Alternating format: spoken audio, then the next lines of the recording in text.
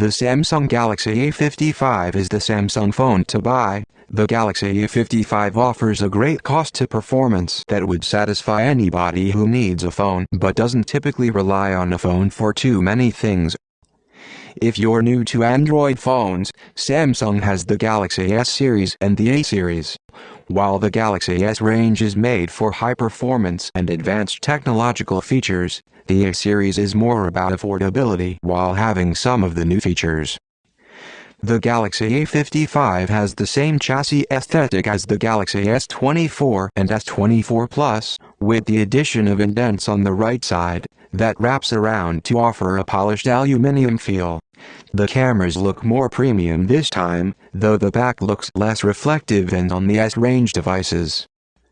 Among changes this year, the Galaxy A55 doesn't have all that many over last year's Galaxy A54, beyond the addition of Samsung Knox Vault, which encrypts user data in case the storage device becomes compromised, and eSIM capability, along with the usual year-on-year hardware improvements.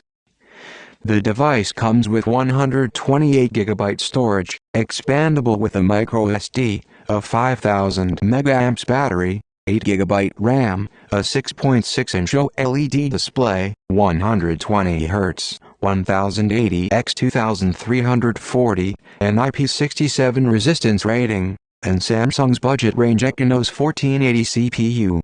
Last year's model only included 6GB RAM, so it's nice to see a subtle upgrade on that front, but for the most part, we're looking at the same device.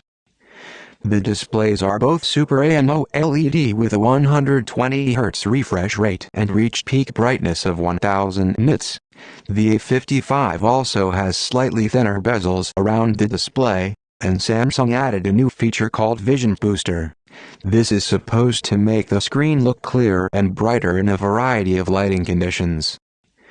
The Galaxy A55 is actually slightly larger than its predecessor, with its 6.6-inch display. For comparison, the A54 has a 6.4-inch display.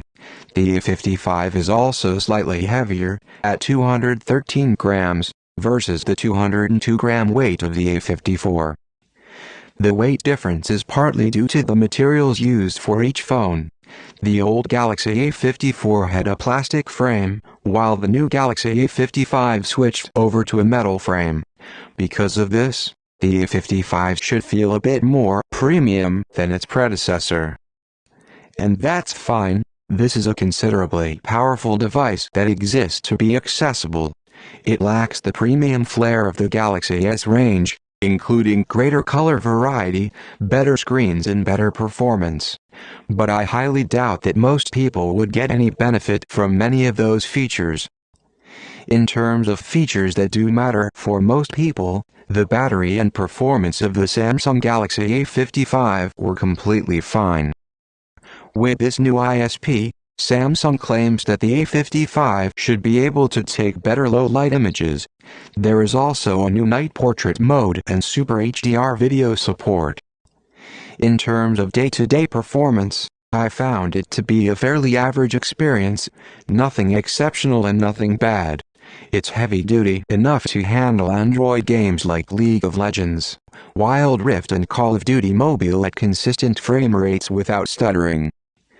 The sound and picture quality on the Samsung A55 is great, although the phone doesn't have high brightness, which can make it a bit difficult to look at in some environments. No surprises there, Samsung does incredible screens, and this one looks great in some conditions, but this is the budget model for a reason. As far as software is concerned, the Galaxy A55 comes equipped with Android 14 with One UI 6.1 layered on top. Samsung says the A55 will get 4 years of major software upgrades and 5 years of security patches. Finally, charging was not an issue. The phone supports Samsung's fast charging tech, up to 25W, letting you get up to 50% in less than 30 minutes, and with this achievable, you may never run the phone flat. It was just so easy to look after.